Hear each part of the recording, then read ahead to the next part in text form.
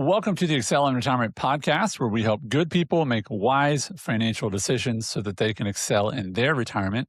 Your guide is David Treese, a financial advisor who shares his experience to help you achieve greater peace of mind about your finances today and create a clear blueprint for your financial future. I'm your host, Andy Traub. And today we're going to talk about living in a culture that is not very financially savvy, in a country whose government is not very financially savvy. And what are the characteristics of people that are financially savvy? And then how can you make sure those are passed on to other generations? So, David, I want to start by just asking very simply, what is the core characteristics of people that step into your office and are in a good place financially? Yeah, I think there's three things that come to mind. Number one, they have a long term focus. They're not just short term focused. They're long term focused, whether that's retirement, you're saving for a house, or paying a house off early. And the second thing is they're always saving. Even when they're making a little bit of money early on, they're saving something. So they're developing the muscle memory to always be saving, which is huge. And then third, I think they're okay with going against culture. So culture right now, and I think it has been for years, is very immediate focused. And so when we're a saver, we are going against the cultural pressure to buy, and keep up with the Joneses and have the latest and greatest of everything.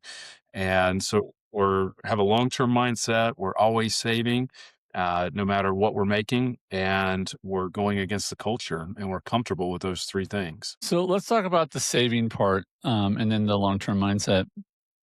When people think about saving, I think a lot of times they think about taking away from what they have now, which is silly because you still have it, right? But what do you teach people who want to be better at something on a regular basis, but struggle with making the decision again and again and again? Like, what is a strategy to make sure you keep saving even when you don't feel like saving? I really relate it to exercise. And back in my 20s, I don't know why, but I've never been like a real long distance runner. I've run 5Ks and it might get up to 10 miles, and then my legs and stuff start hating me and I quit. But this girl that I worked with in my 20s at Starbucks, she wanted to learn how to run, or wanted to start running. And so we put together, she had never ran to my understanding. And so we put together a training plan for her to run. And still, I haven't talked to her in years, but still see her on social media. And she's running marathons, way more running than I ever. Wow. And it's Wow. all she just started with a simple plan. And so the idea is to start somewhere as opposed to never starting. And so I Yeah. think it is people get overwhelmed by the idea that they need 300 or $500,000 to buy a house, and they don't see like making that extra $1,000 deposit into their savings account every month Yeah. as meaningful enough to get them to that end goal.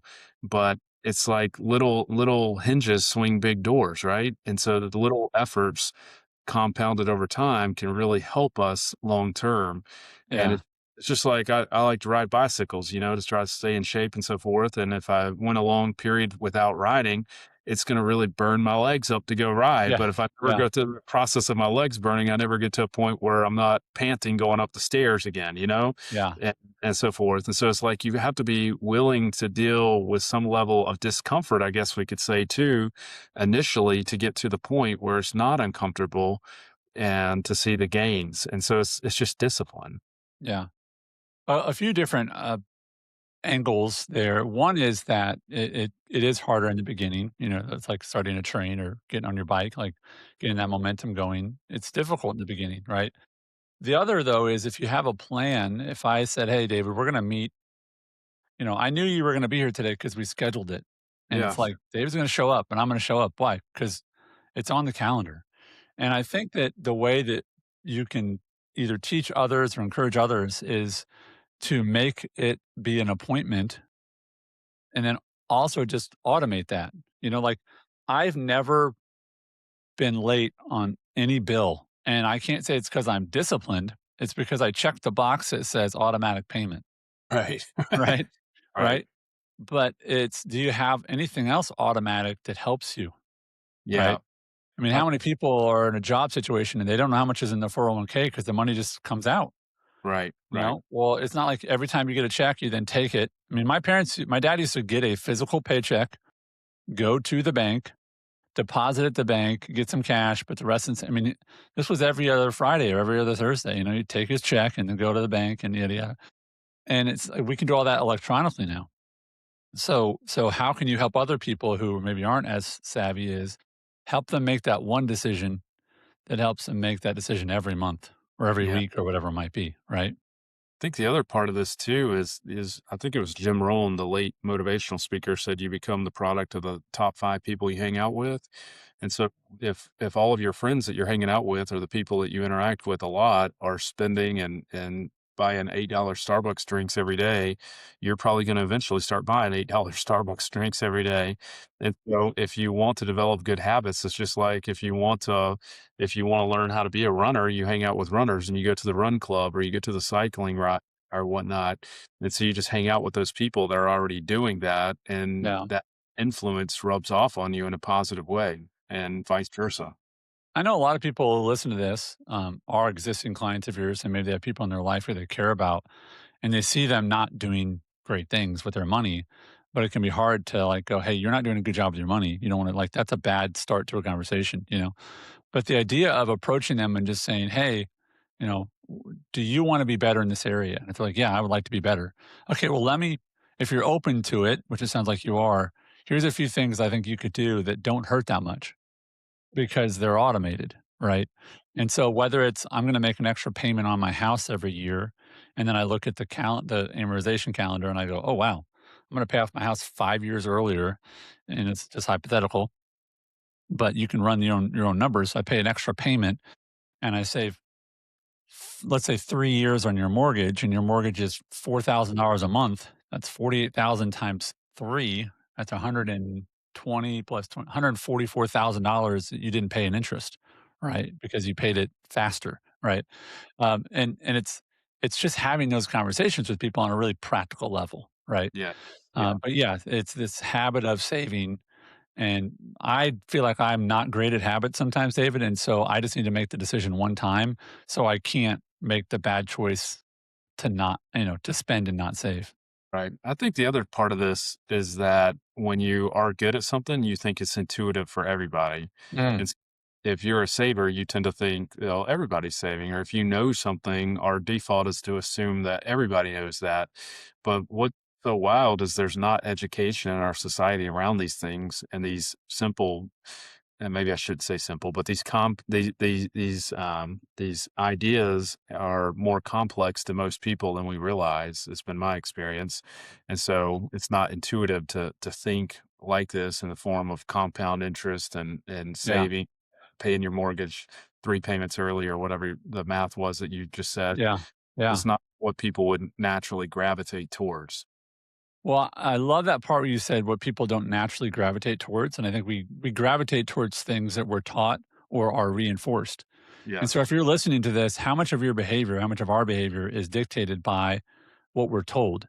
So we're told that a 30-year mortgage is normal. And like, when you went, why didn't you get a 28-year mortgage? Why didn't you get a 34-year mortgage? Why didn't you get a 15-year mortgage? Why didn't you get a 10-year mortgage? Why didn't you get a 50-year mortgage? Like it's like, have you ever asked yourself, why did I do that thing? Why did I pick that amount? Why am I paying the minimum on my car payment if I want to pay off my car faster? Like, why am I not paying more on that? Right. And it's because we're marketed to.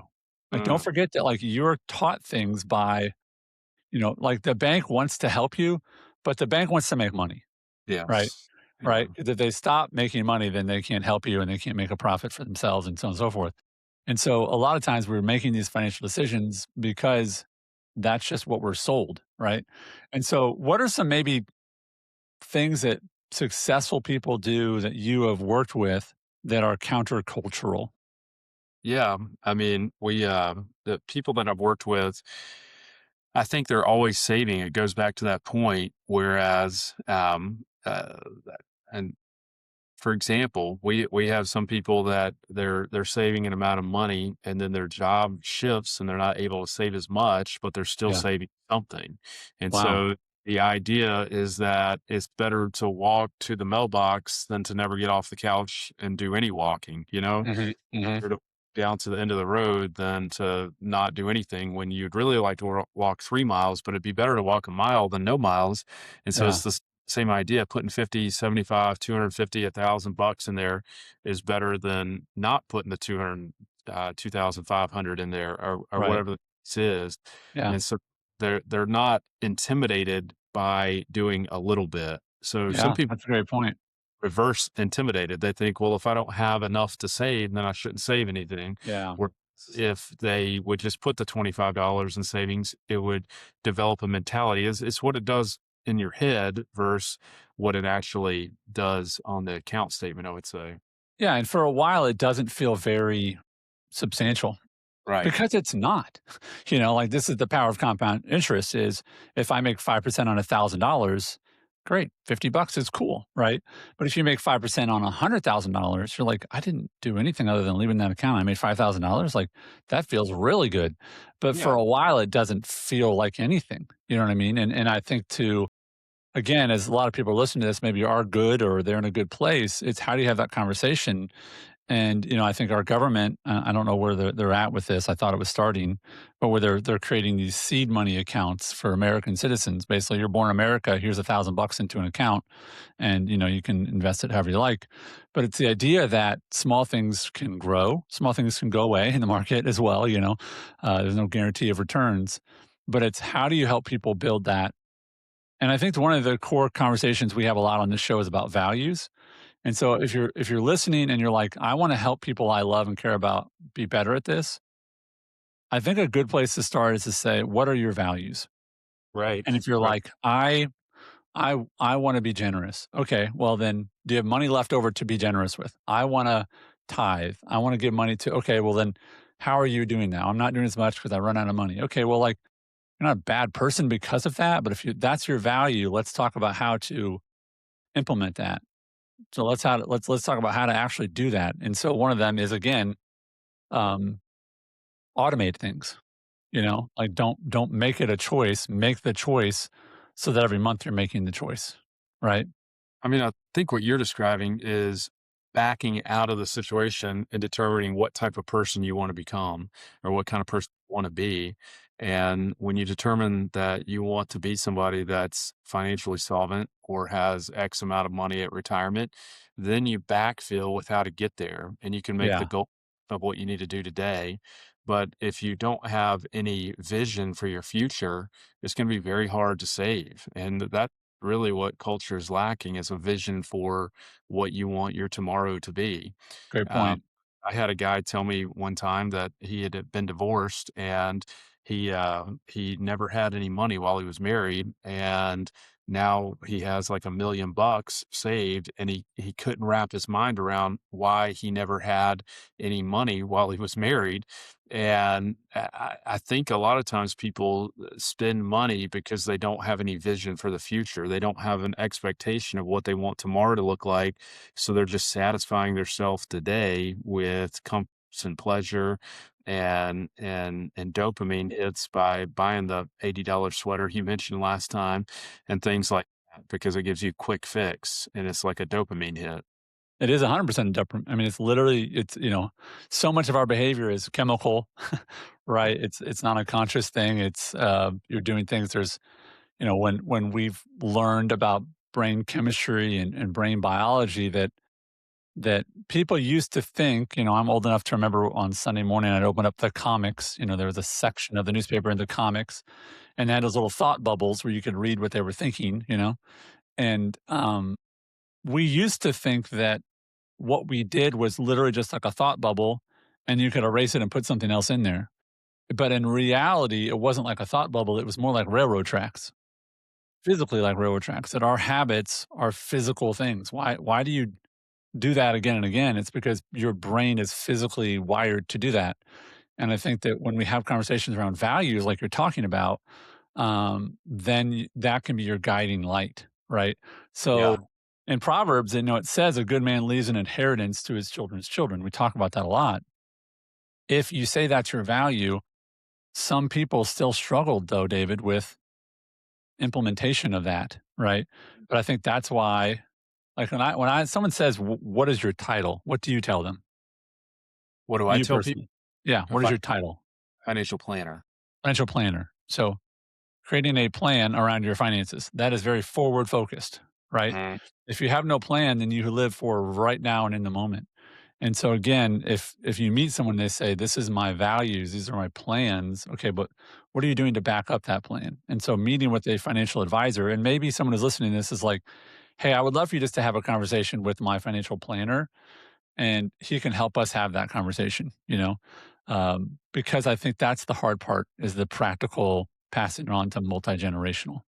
Yeah, I mean, as a believer, I think that's the importance of reading the Bible and trying to read it cover to cover every year is so that you can get the mind of God grafted into your mind so that you can make better decisions about all of these things. I mean, that's really the whole point of developing yourself in scripture is so that you can make better decisions and more wise decisions. And I don't think there's a better way to do that than trying to read what the Almighty has left for us to have to gain those insights.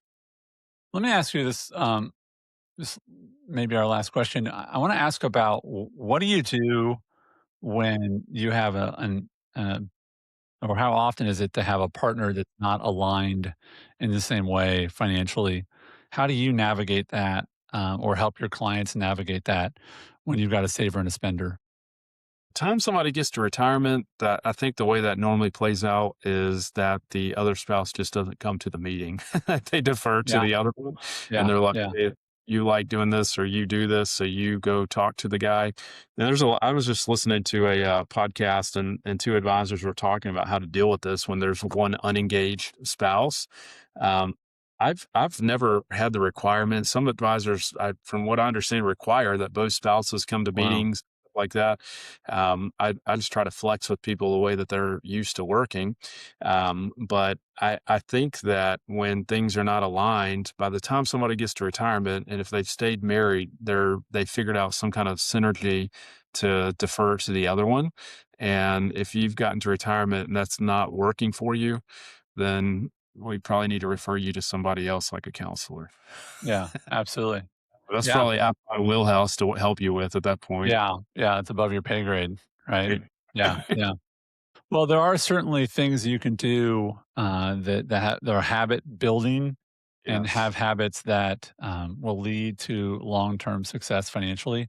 And, our hope is that you would, have those conversations with your spouse or, with your kids or your grandkids, but also if you want to have a conversation with someone that you can trust that is in this day in and day out, then David is that person. So I would encourage you, if you have not reached out to David to do so, you can find links to that wherever you're watching or listening to this right below that video or audio, and you can reach out to David, and he would love to have that conversation with you, and help you maybe even have those conversations with other people, so that you can pass on that wisdom, or just follow the values that you want to hold to, but struggle to hold on to hold and implement sometimes when it comes to your finances. Yeah. So I think two more things before we wrap up. I think people that are successful are proactive too. And I think because money is like an intimidating thing to a lot of people, they don't talk about it very often. But the most successful people, in my observation, they're not afraid to talk about uncomfortable things like what we're doing with our money. And, people here growing up, you don't talk about what is it, politics, religion, and money. yeah, And those are the things that we actually need to talk about to have a good successful outcome. And the other thing here is like I think a lot of people hold fear and fear of judgment when they're talking about their finances if they haven't made good decisions. I don't have any judgment for people. We're just trying to make the most out of your situation and help you get as far ahead as we can. And that's always been our approach with that. And so we believe in being a good steward with whatever you've been gifted with and whatever you have. And so we want to help you be as successful as possible. absolutely. And if you don't feel like your money has a plan, then that's not. It's good you have the resource, but we want to make sure it's going in the right place. So Absolutely. that is David's heart and that's David's skill set. So please reach out to him using the links below this in order to do that. So, David, as always, thanks for your time and thanks for your wisdom. Thanks, Andy. Have a good one. Investment advisory services offered through Creative One Wealth, a registered investment advisor. Clients Excel and Creative One Wealth, LLC, are not affiliated. Licensed insurance professional. We are not affiliated with any government agency and do not provide tax or legal advice. Investing involves risk, including possible loss of principal. No investment strategy can ensure a profit or guarantee against losses. Insurance product guarantees are backed by the financial strength and claims paying ability of the issuing company. Investment advisory services are provided in accordance with a fiduciary duty of care and loyalty that includes putting your interests first and disclosing conflicts. Insurance services have a best interest standard, which requires recommendations to be in your best interest.